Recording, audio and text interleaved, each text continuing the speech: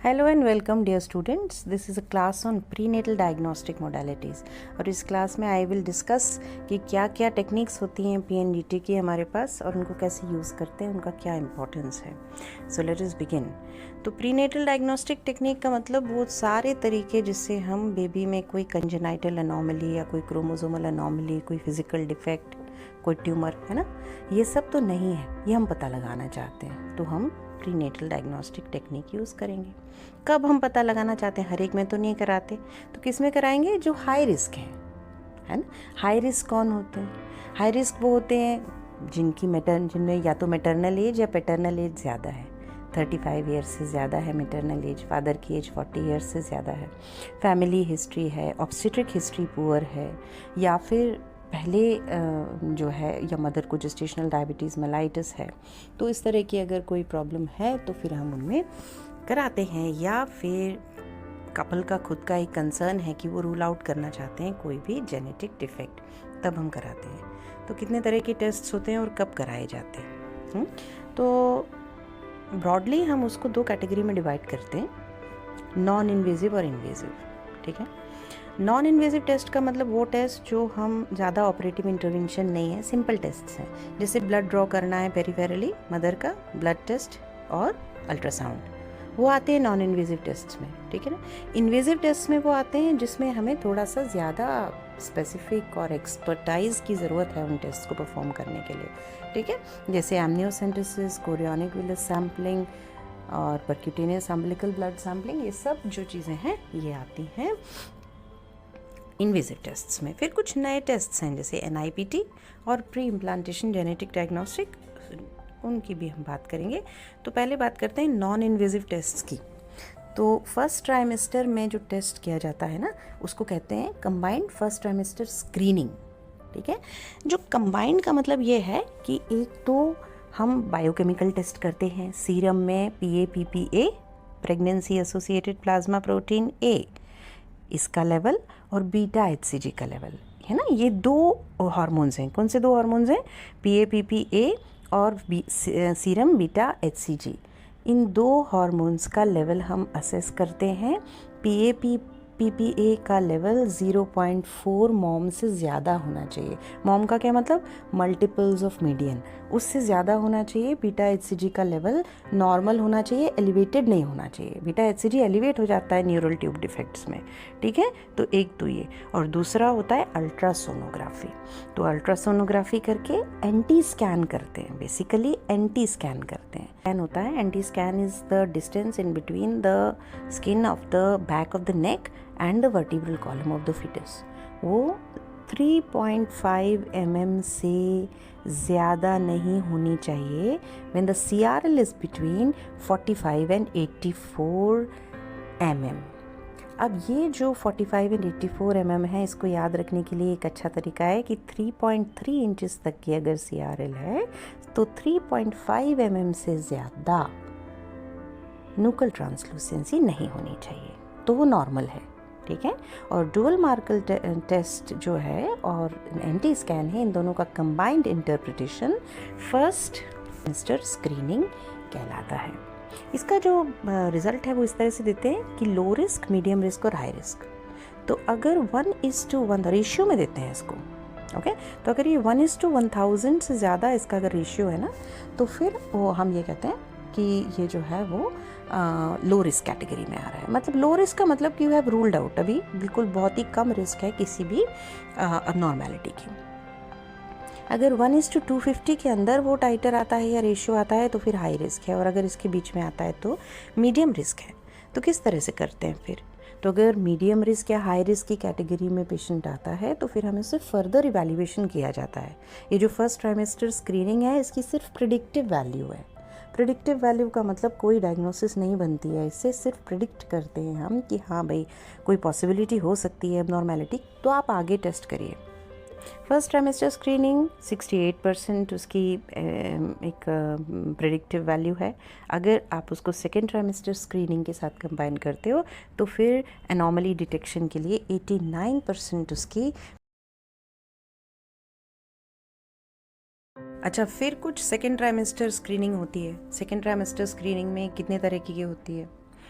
एक तो triple test होता है ना, 15 से 22 वीक्स तक करते हैं, वो बायोकेमिकल टेस्ट है। ट्रिपल टेस्ट के बाद में आया क्वाड्रुपल टेस्ट, उसमें एक और हार्मोन ऐड कर देते हैं, इनहिबिन ए, है ना, वो भी एक प्लेसेंटल हार्मोन है, वो ऐड कर देते हैं। तो वो क्वाड्रुपल टेस्ट बन जाता है। सेम ड्यूरेशन में उसको भी परफॉर्म करते हैं। फिर और क्या होता है सेकेंड ट्राइमेस्टर में, तो अल्ट्रासाउंड होता है। हाँ, 18 से 22 वीक्स के बीच में हम फीटल एनोमली स्कैन एडवाइस किया जाता है सभी को ऑलमोस्ट आजकल। तो वो एक मैंडेटरी हो गया है। 22 वीक्स तक करते हैं और उसमें हम उसको टारगेट स्कैन भी बोला जाता है, सेकेंड ट्राइमेस्टर स्कैन भी बोला जाता है, ठीक है। फिर फीटल इकोकार्डियोग्राफी करते हैं, वो 20 to 24 वीक्स के बीच में होती है। किस में कराते हैं ज़्यादातर, जिसमें कंजेनाइटल हार्ट डिजीज़ का ज़्यादा रिस्क हो। किस में होता है, जेस्टेशनल डायबिटीज़ मेलाइटस के पेशेंट्स में होता है, ठीक है। फिर फीटल एमआरआई भी एक डायग्नोस्टिक इमेजिंग टेक्निक है, तो फीटल एमआरआई 12 वीक से लेकर टर्म तक कभी भी करा लेते हैं। तो ये सारे जो हमने आपको एक रेडियोलॉजिकल इमेजिंग टेक्निक्स जो यूज़ करते हैं और साथ में बायोकेमिकल टेस्ट बता दिए। अब ये ट्रिपल टेस्ट और क्वाड्रुपल टेस्ट का बेसिकली यही वो रहता है कि न्यूरल ट्यूब डिफेक्ट को रूल आउट करना रहता है। Down syndrome, Edwards Patau's syndrome, है ना, मतलब 21 trisomy, 18 trisomy is Edwards and 13 is Patau syndrome, right. तो इन सब को रूल आउट करने के लिए हमें कुछ एक आइडिया मिल जाता है, एक प्रिडिक्शन मिल जाता है। तो बीटा एचसीजी रहता है, सीरम ईस्ट्रायल रहता है और मैटरनल सीरम अल्फा फीटोप्रोटीन रहता है ना। जब इसको सब कॉम्प्लीमेंट कर देते हैं हम लेवल्स ऑफ इनहिबिन ए के साथ में, तो वो क्वाड्रुपल टेस्ट बन जाता है।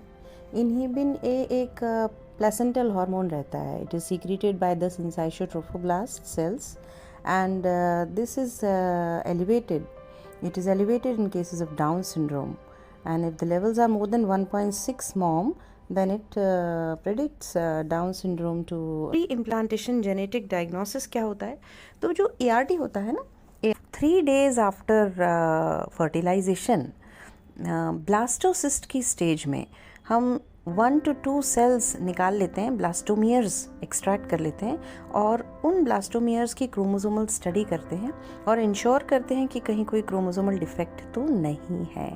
और for implanting you have tried to make a diagnosis, you have extracted some cells from the blastocyst and that is what is known as pre-implantation genetic diagnosis। 12 stage रहती है जब तब ये प्रोसीजर परफॉर्म किया जाता है।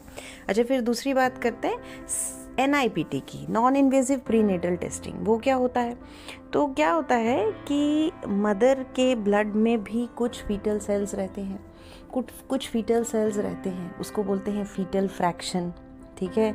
और वो फीटल सेल्स ब्रेक हो जाते हैं और उनका फीटल DNA भी बाहर आ जाता है, ठीक है। तो हम मैटरनल पेरिफेरल ब्लड लेते हैं और फीटल DNA आइडेंटिफाई करते हैं और फिर उसमें हम क्रोमोसोमल जो है हम जो भी देखना चाहते हैं वो देखते हैं। वो है NIPT।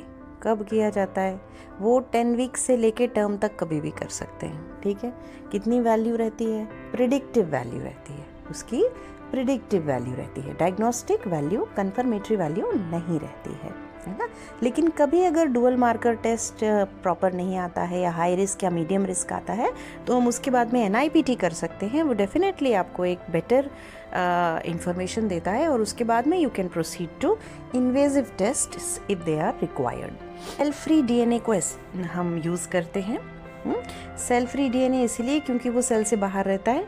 फीटल फ्रैक्शन क्या होता है, तो जितने फीटल सेल्स हैं मैटरनल ब्लड में, तो फीटल फ्रैक्शन कम से कम जो है वो 4% होना चाहिए, तब ये टेस्ट की एक प्रॉपर वैल्यू रहेगी। 13% नॉर्मल फीटल फ्रैक्शन होता है ब्लड में और 4% से ज़्यादा तो होना ही चाहिए। Discuss something about the invasive tests.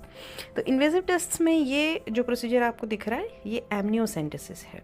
Amniocentesis as you know कि हम 15 वीक्स के करीब करते हैं।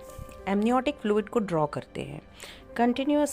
आप पहले अल्ट्रासाउंड से इंश्योर कर लेते हो कि कहाँ पर लाइकर पॉकेट बड़ा है, कहाँ पर अम्बिलिकल कॉर्ड नहीं है, कहाँ पर प्लेसेंटा नहीं है और फ्री एरिया कहाँ है जहाँ पर नीडल को डालने से डैमेज नहीं होगा, इंजरी नहीं होगी, फीटस को ब्लीडिंग नहीं होगी। और फिर हम अंडर अल्ट्रासाउंड गाइडेंस एक स्पाइनल नीडल लेते हैं 22 गेज और डबल प्रिक से रेक्टस शीथ को पियर्स करते हैं, फिर जाते हैं अंदर स्किन के बाद रेक्टस शीथ पियर्स होती है और फिर सीधे जो है वो आप एमनियोटिक कैविटी में पहुंच जाते हो और वहाँ से आप कुछ 50 ml के करीब एमनियोटिक फ्लूइड ड्रॉ करते हो और फिर उसके बाद में जो है वो प्रोसीजर ये ख़त्म हो गया। फिर उस एमनियोटिक फ्लूइड में जो सेल्स हैं उनको आप जो है वो स्टडी करते हो, क्रोमोसोमल स्टडी करते हैं।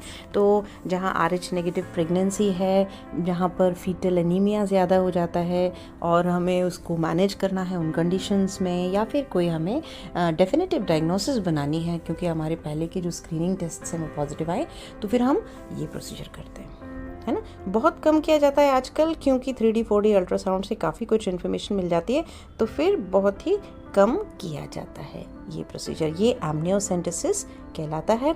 जो टैपिंग करने से थोड़े दिन ब्लीडिंग हो, स्पॉटिंग हो सकती है कभी इंजरी की वजह से, या ब्लडी टैप आ सकता है, मतलब ब्लड आ सकता है आपके सिरिंज में, या फिर लेबर पेन्स, पेशेंट को यूट्राइन कॉन्ट्रैक्शंस चालू हो सकते हैं, या फिर जो है वो फीटल डिमाइस भी हो सकता है, तो या हेमरेज भी हो सकता है। तो ये सारी रिस्क फैक्टर्स होते हैं, हालांकि रिस्क की चांसेस जो हैं वो बहुत कम होती हैं। फिर ये एक प्रोसीजर आपको कोरियोनिक विलिस सैम्पलिंग समझाया गया है। कोरियोनिक विलिस सैम्पलिंग जो है 2 तरीके से करते हैं, एक तो आप वेजाइनली कर सकते हो और दूसरा ट्रांस एब्डोमिनली कर सकते हो। वेजाइनली आपको क्या करना रहता है कि you have to go through the cervix and you will use some fine forceps or a catheter, है ना। जो सिंपल अपना जो MVA वाला कैथेटर होता है वो भी हम यूज़ कर सकते हैं, पतला सा, और वो डालते हैं थ्रू द सर्विक्स और हम थोड़ा सा एस्पिरेशन, कोरियन थ्रोंडोसम है उस वाले पार्ट से थोड़ा सा टिश्यू चाहिए रहता है, तो हम उसको जो है वो एस्पिरेट कर लेते हैं। तो ये आपको वेजाइनल प्रोसीजर समझाया गया है कि किस तरह से it is done under ultrasound. Continuous ultrasound guidance होते हैं, जितने भी प्रोसीजर होते हैं ये सारे कंटिन्यूस अल्ट्रासाउंड गाइडेंस के अंदर ही होते हैं। ये अब्डोमिनल प्रोसीजर समझाया जिसमें आप देखो एक प्रोब रखा हुआ है, अल्ट्रासाउंड ट्रांसड्यूसर है ना, वो एब्डोमेन पर रखा हुआ है और फिर हम एक नीडल डाल रहे हैं। नीडल हम जाते हैं थ्रू जहाँ पर प्लेसेंटा का अटैचमेंट है वहाँ पर जाएंगे और वहाँ से हम थोड़ा सा टिश्यू एक्सट्रैक्ट कर लेंगे। तो ये कोरियोनिक विलिस सैम्पलिंग है। इसमें सबसे ज़्यादा जो कॉम्प्लिकेशन होता है वो होता है लिम्ब डिफेक्ट्स। 10 वीक्स पे करते हैं, 10 वीक से पहले अगर करते हैं तो लिम्ब डिफेक्ट की ज़्यादा चांसेस होती हैं, इसीलिए नहीं करते हैं उससे पहले, ठीक है ना। ये एमनियोसेंटेसिस से थोड़ा अर्ली परफॉर्म कर सकते हैं, पर फिर भी यहाँ देखो क्या कर रहे हैं, अंडर अल्ट्रासाउंड गाइडेंस हमने एक बड़ी सी 22 गेज नीडल डाल रखी है और हम right up to the umbilical cord पहुँच गए और वहाँ पहुँच गए जहाँ अम्बिलिकल कॉर्ड का इंजर्शन है, अम्बिलिकल वेन तक पहुँच गए और अम्बिलिकल वेन से हम फिर ब्लड ड्रॉ कर रहे हैं और फीटल सैंपल हम इस तरह से कलेक्ट कर रहे हैं, है ना। तो ये है परक्यूटेनियस अम्बिलिकल ब्लड सैम्पलिंग, ठीक है। आजकल बहुत कम किया जाता है क्योंकि हमारे पास और भी दूसरे टेक्निक्स हैं जिससे हम ये पता लगा सकते हैं कि फीटल्स में अनीमिया कितना है या और भी बायोकेमिकल मार्कर्स वगैरह कैसे हैं। तो ये सब जो है, तो इसमें हम अम्बिलिकल वेन तक पहुंचना रहता है, तो हम वहाँ तक पहुँचते हैं जहाँ प्लेसेंटा के पास में कॉर्ड इंसर्टेड है। क्यों ऐसे वहीं पे क्यों जाते हैं, बीच में कहीं क्यों नहीं जाते हैं? क्योंकि वहाँ की कॉर्ड थोड़ी इमोबाइल रहती है, तो वहाँ पे हमें पियर्स करना वेसल को ईजी रहता है, इसलिए वहाँ से करते हैं, ठीक है ना। जो होता है फीटोस्कोपी, तो फीटोस्कोपी क्या रहता है? फीटोस्कोपी हम अब्डोमिनल रूट से हम एक एंडोस्कोप डालते हैं। कहाँ डालते हैं? इनसाइड द एमनियोटिक कैविटी, और एमनियोटिक कैविटी में एंडोस्कोप डाल के और हम फिर फीटल प्रोसीजर्स करते हैं। तो एमनियोटिक ट्विंस में फीटोस्कोपी का सिग्निफिकेंस है, जहाँ पर हम TTTS वाले केसेस में हमें जो है अगर